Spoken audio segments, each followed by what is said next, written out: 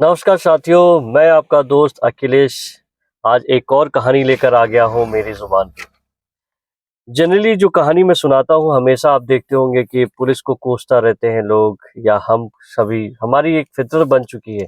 जब भी पुलिस का नाम आता है उसके खिलाफ हम नेगेटिविटी अभी जैसे एक केस आया है, पुलिस को हम के कोस रहे हैं, कलकत्ता पुलिस को कोस रहे हैं, हम मुंबई पुलिस को कोसते रहते हैं कि अरे शशांक सिंह राजपूत का केस को प्रॉपरली हैंडल नहीं किया। लेकिन आज जो कहानी मैं सुनाने वाला हूँ उस कहानी को सुनने के बाद आज तो पुलिस के प्रति आपकी राय बदलने वाली है और एक रेस्पेक्ट की भावना जरूर जागृत होगी। तो दोस्तों ज़्यादा समय ना लेते हुए आज की कहानी को शुरुआत करते हैं।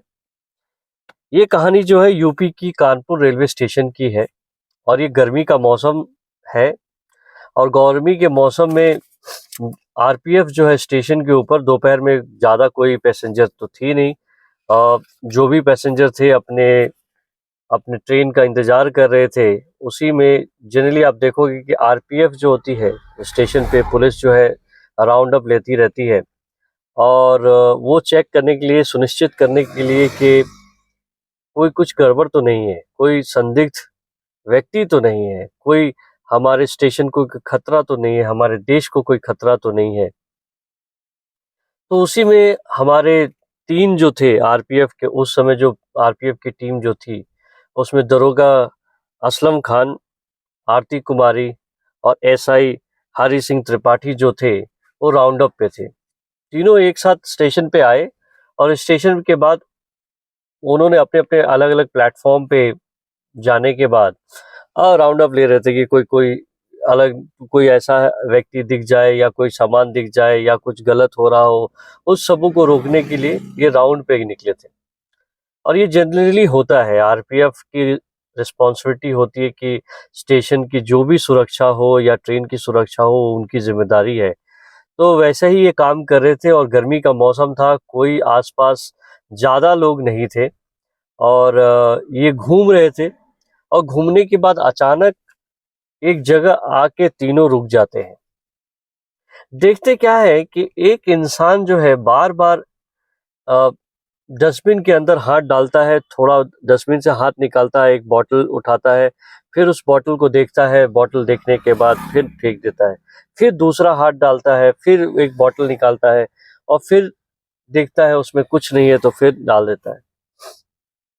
थोड़ी देर के बाद एक बार और हाथ डालता है, फिर थोड़ी-सी उसमें पानी ढूँढता है उस गर्मी में कि भैया पक्षी, जानवर जो भी हो बिना पानी के तो आप सर्वाइव नहीं कर सकते। तो शायद ये इंसान भी जो है पानी की एक घूँट को पीने के लिए ढूँढ रहा था बॉटल की, कोई एक बॉटल मिल जाए जिसके अंदर से पानी मिल जाए। बहुत देर तक असलम जो है देखते रहते हैं, इनका पूरा कार्य जो भी वो एक्टिविटी कर रहा है, वो सारा देखते रहते हैं। और फिर मन में कुछ आया, उनके ख्याल में आया, उसके पास जाते हैं और कहते हैं कि भाई साहब क्या कर रहे हो? क्या हो गया तुम्हें? उसका हुलिया देख के ऐसा लगता था कि बहुत दिनों से उसने नहाया नहीं था और दाढ़ी-वाढ़ी बड़ी थी, बहुत कमज़ोर लग रहा था। उससे पूछा कि क्या है? क्या प्रॉब्लम है तुम्हें? तो सामने वाला आदमी ऑलमोस्ट लाइक भिखारी ही लग रहा था। उसने कहा कि सर, मुझे बहुत प्यास लगी और मैं बॉटल ढूँढ रहा हूँ। हमारी राय पुलिस के लिए तो अजीब है। हम अब ये नहीं सोचते कि वो कभी दया भाव दिखाएँगे, लेकिन पता नहीं इस केस में शायद कुछ अच्छा होना था इस इंसान के लिए, तो शायद पुलिस भी अच्छी मिली। तो असलम ने क्या किया, उन्होंने एक इंसानियत के नाते एक बॉटल पानी का खरीद के इसको दिया और जैसे ही इन्होंने पानी लिया, एक घूँट के अंदर एक बार में ही पूरा बॉटल खाली कर दिया। बॉटल खाली करने के बाद उसके मुँह से कुछ अल्फाज निकले, कहा thank you very much sir. और ये जो थैंक यू था और जो लहजा था, जो टोन था, सुनने के बाद इन तीनों पुलिस वालों के तो कान खड़े हो गए और सोच में पड़ गए। थोड़ी देर तो वो सोचते रहे कि ये आदमी हो ना हो कुछ बहरूपिया है, पर फिर भी अभी तक तो बस शक था। उसके पास जाके कहते हैं कि हो ना हो आप भिखारी तो हो नहीं, और मुझे जहाँ तक लगता है कि आप पढ़े लिखे इंसान भी हो, क्योंकि आपकी इंग्लिश बहुत परफेक्ट है। आपकी इंग्लिश नॉर्मल नहीं है, आप पढ़े लिखे इंसान लगते हो। तो आपकी ये हालत कैसे हुई?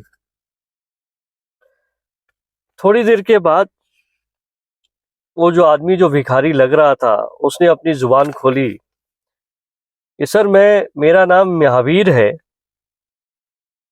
और मैं भिखारी नहीं हूँ सर। तो वो कहते हैं कि ठीक है, तुम महावीर हो, ले तो यहाँ क्या कर रहे हो? बोलते हैं सर, मेरी एक कहानी है और मैं बहुत दिनों से सोच रहा था, लेकिन मेरे पास पैसे नहीं थे, मुझे जाने के लिए ताकत भी नहीं थी, तो मैं स्टेशन पे ही रुक गया था। और इसके पीछे एक बड़ी लंबी कहानी है सर। तो अभी भी जो पुलिस वाले थे, वो शक की निगाहों से देख रहे थे कि ये शायद गुमराह करने की कोशिश तो नहीं कर रहा है। फिर भी उन्होंने कहा कि ठीक है, तुम्हारी बात सुनते हैं, बताओ तुम्हारी क्या कहानी है। कहते हैं सर, मेरा नाम महावीर है और मैं यहीं क्या, कानपुर यूपी का ही एक जिला है औरैया, औरैया में एक विधुना है, मैं वहीं रहने वाला हूँ। और मैं कोई भिखारी नहीं हूँ साहब, मैं बहुत ही पढ़ा लिखा, बहुत ही संपन्न परिवार, मेरी माँ, मेरे पापा, मेरा भाई, मेरी बहन सब जीवित हैं और इसी औरैया डिस्ट्रिक्ट में रहते हैं। बट कुछ ऐसा हुआ 26 जून 2022 को कि मैं उसके बारे में बताना चाहता हूँ। तो पुलिस वालों ने कहा कि ठीक है, बताओ भैया क्या कहानी है, हम भी सुनना चाहते हैं। तो कहानी दोस्तों यूं शुरू होती है। अब ना शुरू करता है 26 जून 2022 को। महावीर के घर से लोग कहते हैं कि महावीर कुछ पैसे चाहिए, एक काम करो एटीएम से जाकर पैसे ले आओ। महावीर छोटा बेटा था, वहां से निकलता है और वहां बहुत दूरों पर अपने अपने गांव के आसपास देखता है सारे एटीएम खराब थे। तो सोचता है कि चलो मैं थोड़ा और आगे चला जाता हूँ। वो चलते बस से विदुना चला जाता है। विदुना में उसका दोस्त जो है एक बैंक में मैनेजर था और उसने उसकी मदद से कुछ पैसे निकाले और उसके बाद बैंक से निकला और वो इंतजार कर रहा था। थोड़ी देर इंतजार करने के बाद बस तो नहीं आई, लेकिन महावीर के सामने एक कार जरूर खड़ी हो गई। महावीर खड़ा हुआ, सोचा कि कोई राहगीर होगा, रास्ता पूछ रहा होगा, इसके वजह से रुका है। तो वो भी बेचारा ध्यान नहीं दिया। पर उसके बाद दो लोग वहां गाड़ी से निकलते हैं और महावीर के मुंह पे एक कुछ सामान रखते हैं। और उसके बाद महावीर की जब आंख खुलती है तो वो अपने आप को एक बाथरूम में बंद पाया जाता है। अब वो सरप्राइज था कि मैं तो विदुना में था, मैं यहाँ बाथरूम में क्या कर रहा हूँ और मैं कहाँ हूँ और मेरी हालत ऐसी कैसी है। थोड़ी देर के बाद एक दरवाजा खुलता है, महावीर को बाहर निकाला जाता है, महावीर को पीटा जाता है, कूटा जाता है। और आपको ये बता दूं कि महावीर से एटीएम कार्ड छीन लिया गया था, महावीर से पिन नंबर ले लिए थे और डर के मारे अपनी जान का फिक्र करके बोला कि भैया पैसे से बेहतर है कि मैं अपनी जान को बचाऊं, पैसे तो मैं फिर कभी कमा लूंगा। तो पिन ले लिया। इसे मालूम नहीं कि उन्होंने उस एटीएम के साथ क्या किया, पैसे निकाले कि क्या किया, कुछ मालूम नहीं। बट अब जब महावीर को होश आया तो एक ऐसे घर में था जो उसे कुछ मालूम नहीं था और सामने जो लोग थे वो बहुत ही काले थे, मतलब बहुत ही भयानक, बहुत डरावने थे। और जो लैंग्वेज वो बोल रहे थे वो कुछ समझ में आने वाला नहीं था, उसको पल्ले नहीं पाया। बट फिर भी अभी ये तो बहुत दर्द में करा रहा था, उसको लेकर आए, उसको कूटा पीटा, जैसा चाहा वैसा पीटा। फिर वो बेहोश हो गया, मार खाते खाते बेहोश हो गया। फिर थोड़ी देर के बाद उसे होश आता है तो वो देखता है कि उसके जैसे कुछ लोग और भी उस घर के अंदर बंदी हैं। फिर निकालते हैं, महावीर को फिर कूटते हैं, फिर महावीर बेहोश होता है। इस तरह काफी दिन चलता रहा। बाथरूम में ले जाते, बंद कर देते थोड़ी देर, उसके बाद फिर बाहर लाते, फिर मारते, थोड़ा खाना देते, फिर मारते, फिर बाथरूम। ऐसा कुछ सिलसिला कुछ दिन तक चलता रहा। जब थोड़ी दिन के बाद इन लोगों ने इसको अपनी निगरानी में बाहर निकले, कंस्ट्रक्शन साइट था वहां लेकर गए और उसको बोला वर्क। तो थोड़ी टूटी फूटी इंग्लिश तो इसे भी आती थी, इसे पूरा इंग्लिश आता था, वो टूटी फूटी इंग्लिश बात करते थे। और कंस्ट्रक्शन साइट पे लेकर गया और उन्हें लेबर का काम दिया, बोला कि काम करो। महावीर करीबन यहाँ काम करना शुरू किया। उसकी हालत इतनी नहीं थी कि वो भाग सके यहाँ से, बट उसे समझ में आ गया था कि वो बंदी हो चुका है। अब उसके पास कोई चारा तो था नहीं, तो अब वो इंतजार कर रहा था कि कब उसकी समय आए और वो करे, अपना काम करे। अब इसी तरह चलता रहा दिनचर्या। अब बता दूं आपको कि ये कुछ नशे की दवा देते थे, इसको इंजेक्शन देते थे, ताकि इन जो कैदी थे उनके अंडर वो कुछ बोल ना सके, कहीं हिल ना सके और ये उनके कंट्रोल में रहे। अब इस तरह चलता रहा, करीबन 2 साल बीत गए भाई। ऐसा एक्सपीरियंस हो गया था कि जो नशे की दवा थी, अब महावीर को करीबन मतलब समझ में नहीं आ रहा था। महावीर अब जो है उस दवा का आदी हो चुका था, अब उसको कोई फर्क नहीं पड़ रहा था। और इस तरफ से क्या हुआ कि जब 2 साल हो गया तो घर के लोग भी अब उसको ढूंढना बंद कर चुके थे। अब वो समझ चुके थे कि महावीर जो है अब इस दुनिया में नहीं है। अब उन्होंने संतोष कर लिया था कि महावीर अब जिंदा नहीं है। अब एक दिन जब ये क्या होता है कि बहुत दिनों तक ये इनकी कस्टडी में था, तब ये पुराना हो चुका था, अब वो नए के तलाश में थे, तो इसके तरफ से अब ध्यान भटक चुका था। और महावीर कहता है कि मैं, मेरे जो नशे का जो लत था, जो मेरे नशे का असर था, अब मेरा बॉडी जो रिस्पॉन्ड करना बंद कर चुका था। अब उनको लगता था कि मैं नशे में हूँ, बट मैं नशे में नहीं था और मैं सिर्फ नशे की एक्टिंग कर रहा था और अपना काम करता था। एक रात जब वो ये समझ चुके थे कि अब ये लोग भागने वाले नहीं है और ये नशे में है तो अब सो जाएंगे, तो ये भी निफिक्र हो गए और ये सो गए। महावीर कहता है कि मैंने मौका उठाया उसी रात, क्योंकि मेरा तो होश था ही, मैं तो सिर्फ एक्टिंग कर रहा था।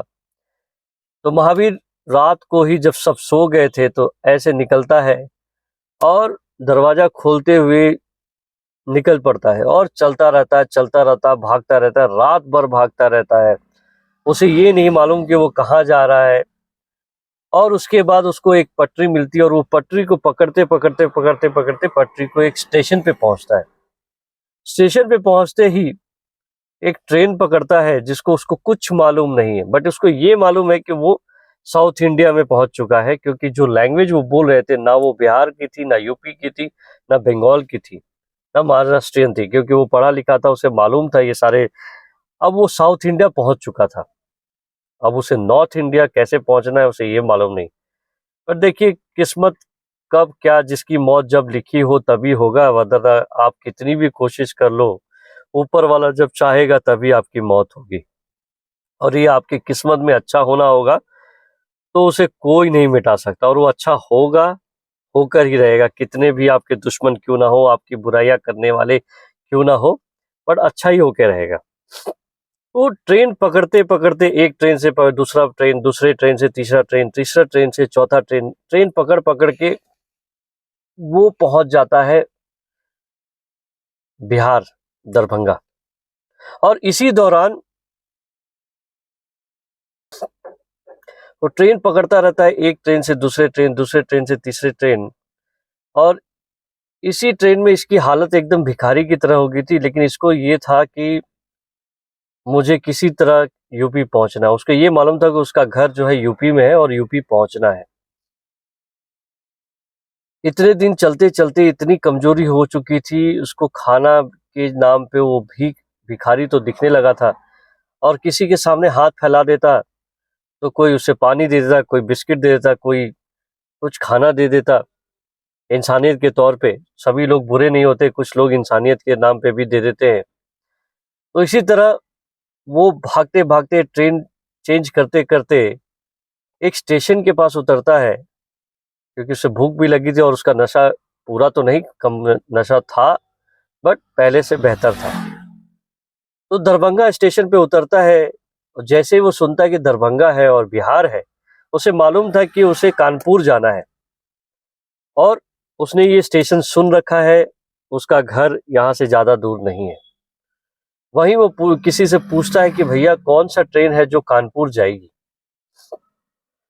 कुछ लोग मदद करते हैं, इसके पास पैसे तो थे नहीं, वैसे ही भिखारी को लोग, पुलिस आरपीएफ लोग कुछ भी नहीं कहते और भिखारियों को चल जाते हैं। तो शायद इसकी किस्मत अच्छी थी, तो वो एक ट्रेन पे पकड़ता है और सीधे कानपुर पहुंच जाता है। अब ये सारी बातें जब सुना रहा था तो उसकी आंखों में आंसू थे, दर्द बहुत था, क्योंकि उसने कठिनाइयां बहुत देखी थी। अब इंस्पेक्टर साहब जो थे, दरोगा जी असलम खान जो है, वो उनको अभी भी विश्वास नहीं था, फिर भी सोचा कि चलो इसको लेकर जाते हैं अपने आरपीएफ की, वहीं स्टेशन होता, पुलिस स्टेशन होता, वहीं ऑफिस में ले जाते हैं। पहले उसको कुछ खाने को देते हैं, उसके बाद उसको कहते हैं कि क्या आपके पास कोई प्रूफ है, किसी का नंबर है आपके पास। तो अभी तो बहुत इतना नशे का आदी हो चुका था, इसकी मेमोरी भी बहुत ज्यादा कमजोर हो चुकी थी, लेकिन फिर भी बहुत जोर लगाने के बाद उसने एक नंबर याद किया, याद के पुलिस को दिया और कहा कि आप इसको डायल कीजिए, ये मेरा भाई है, चचेरा भाई है रविंदर। पुलिस वैसा ही करता है, पुलिस जो है नंबर डायल करती है, उसके बाद उनसे पूछती है कि ये आप किसी महावीर को जानते हो। जैसे ही महावीर का नाम सुनता है भाई भाई चौंक जाता है, क्योंकि इन 2 सालों में महावीर की कोई खबर थी नहीं।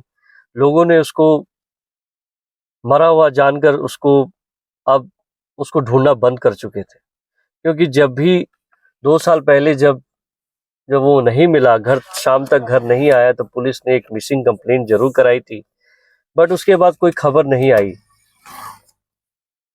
जब ये नाम सुनता है तो वो चौंक जाता है, बोलता है कि उसे विश्वास नहीं होता। बोला हाँ, महावीर तो मेरा भाई है, बट वो 2 साल से लापता है, उसकी कोई खबर नहीं है। तो आप ये क्या मजाक कर रहे हो? बोलता मैं मजाक नहीं कर रहा हूँ, महावीर मेरे सामने है, कानपुर स्टेशन पे है। फिर भी वो विश्वास नहीं करता, बोले रुकिए मैं एक वीडियो कॉल करता हूँ, पहले मैं अपने आप को दिखाऊंगा कि मैं कौन हूँ, उसके बाद मैं महावीर से आपसी मुलाकात कराता हूँ। अब जो रविंदर है वो बहुत आतुर था, क्योंकि देखिए 2 साल कोई किसी का भाई मिसिंग है, किसी का बेटा मिसिंग है, और अचानक खबर आ जाए कि जिंदा है, तो इससे बड़ी खुशी तो हो नहीं सकती। वो इंतजार कर रहा है, इतने में असलम खान साहब जो है वो एक वीडियो कॉल करते हैं। पहले असलम खान अपने आप को इंट्रोड्यूस करते हैं, तो कहते हैं कि देखो मेरा नाम असलम खान है और मैं यहाँ का दरोगा हूँ, और मैं आपको जिस इंसान से मिलाने चाहता हूँ वो आपका महावीर से मिलिए। और वो कैमरा जो है महावीर की तरफ कर देते हैं,